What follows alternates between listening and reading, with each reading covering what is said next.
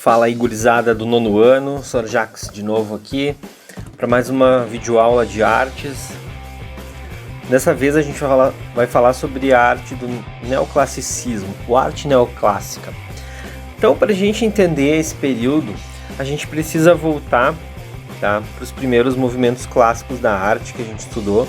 O primeiro deles foi o Renascimento, que foi o renascer dos ideais e da arte greco-romana.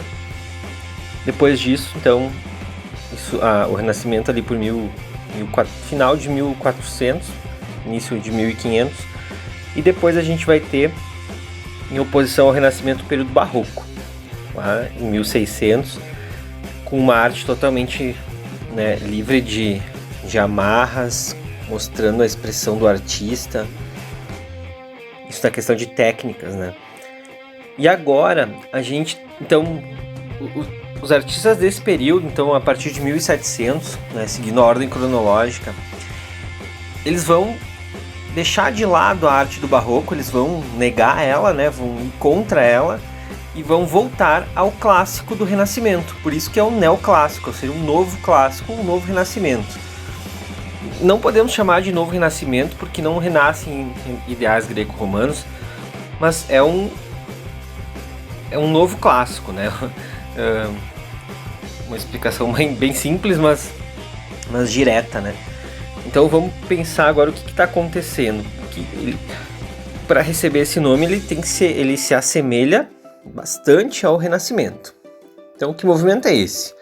Nas duas últimas décadas do século XVIII e nas três primeiras do século XIX, uma nova tendência estética predominou nas criações dos artistas europeus. Trata-se do neoclassicismo novo, que expressou os valores próprios de uma nova e fortalecida burguesia, os ricos da época, que assumiu a direção da sociedade europeia após a Revolução Francesa e principalmente com o Império de Napoleão. Isso tudo aconteceu depois. Então vamos ver por imagens. Dominique Ingres. O Ingres é um dos principais artistas desse período. O que a gente vê aqui é uma imagem. Vamos lembrar de novo das obras do Barroco. Vocês fizeram um trabalho anteriormente, com bastante tons de preto, sombras, muitas sombras. Agora a gente volta a ter luminosidade. A imagem volta a ser clara. Vou usar o mouse aqui. A pessoa está bem clara, o fundo é claro, iluminado. Os tons de sombra são suaves. Uma curiosidade desse período, a gente tem uma imagem de nudez, mas ela não é explícita, o que é comum. A nudez ela é muito comum na arte, não tem conotação sexual, isso é importante vocês perceberem. Nem sempre a nudez tem conotação sexual, e na arte acontece muito isso.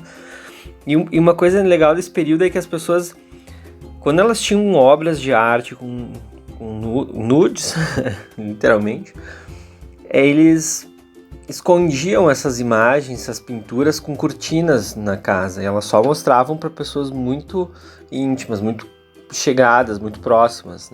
Então não era qualquer um que tinha acesso a esse tipo de arte quando visitava algum burguês, porque a arte... Isso, gente, até assim, é muito interessante a gente perceber isso, Uma coisa legal é que a partir do Renascimento, quando as obras começam a ser... Quando ela sai da parede e vai para uma tela, elas começam a ser vendidas.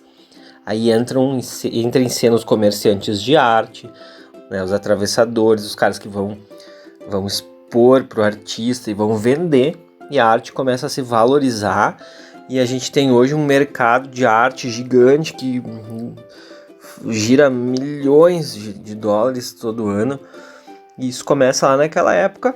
E quem tem condição hoje de comprar uma obra de arte que vale milhões? Só os ricos milionários. E ela começa a se tornar assim burguesa naquela época já, certo? Então vale a pena a gente lembrar. Principais características. Olha só essa obra aqui, bem iluminada, poses clássicas. Isso é uma coisa que retorna, poses cultas, assim, uma coisa bem de burguês mesmo. Principais características: retorno ao passado pela imitação de modelos antigos greco-romanos, academicismo nos temas e nas técnicas, isso é, a sujeição aos modelos e às regras ensinadas nas escolas de academia ou academias de belas artes. Gente, o que é isso? Para ser um pintor bem-sucedido na época, tu tinha que seguir uma série de regras que eram ensinadas nas academias, nas escolas, nas faculdades de artes, né? Lembra, só homens frequentavam esse tipo de escola na época, e se tu não seguisse, o que acontecia era diferente no período do Barroco, por exemplo, passado, onde a gente tem o Caravaggio, que era um artista que não seguia regra nenhuma, ele pintava o que ele achava, usava de modelo quem ele queria, ele era um cara totalmente contra essas regrinhas que no período posterior já era muito valorizado. A arte entendida como imitação da natureza. Aqui a questão da arquitetura, aqui mais uma pintura, novamente bem iluminada, poses clássicas. E aqui na arquitetura então, tanto nas construções civis quanto nas religiosas, a arquitetura neoclássica seguiu o modelo dos templos greco-romanos, olha só, ou nas edificações do Renascimento italiano. Exemplos dessa arquitetura são as igrejas de Santa Genoveva, transformada depois no Panteão Nacional em Paris, e a Porta de Brandemburgo em Berlim. Aqui tem os dois exemplos, ó. Vou aproximar para vocês. Aqui a igreja que foi transformada no Panteão, e aqui a Porta de Brandemburgo na Alemanha. Olha só, lembra muito um templo grego, né? Com colunas gregas, um frontão. Aqui a mesma coisa, a gente tem as colunas, né? O frontão com esculturas, isso é muito clássico. E elas são do período de 1700 em diante, mas também são inspiradas na arquitetura grega. A pintura desse período foi inspirada principalmente na escultura clássica grega e na pintura renascentista italiana, sobretudo em Rafael, mestre inegável do equilíbrio da composição.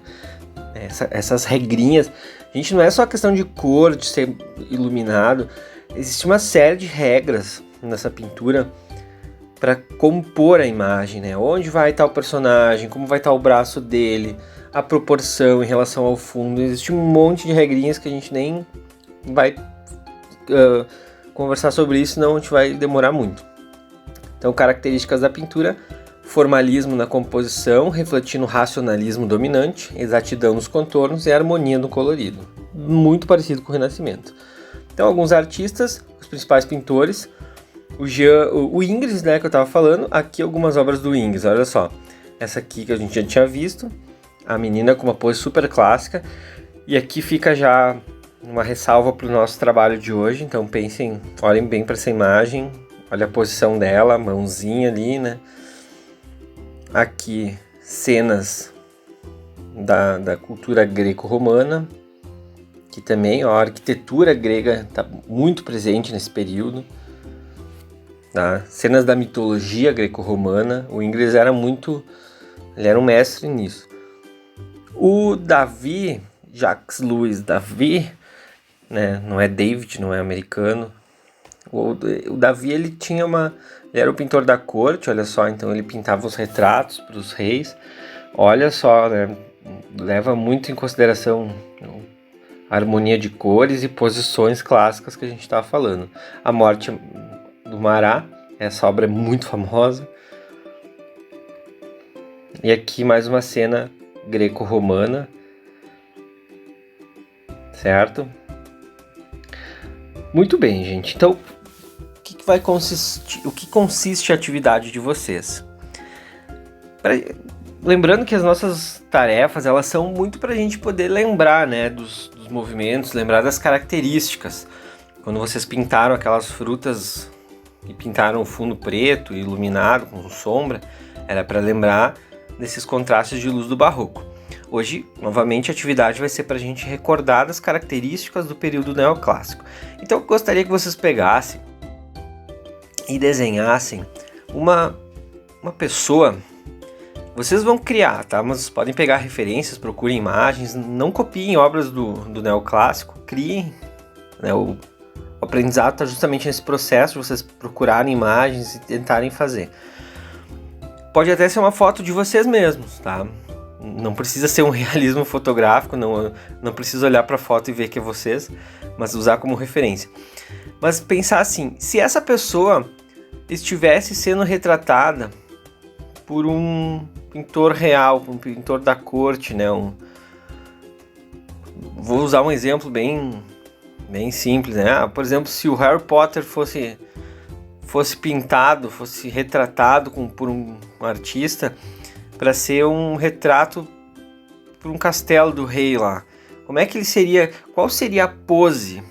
Isso tudo no período neoclássico. Que pose ele estaria, o Harry Potter?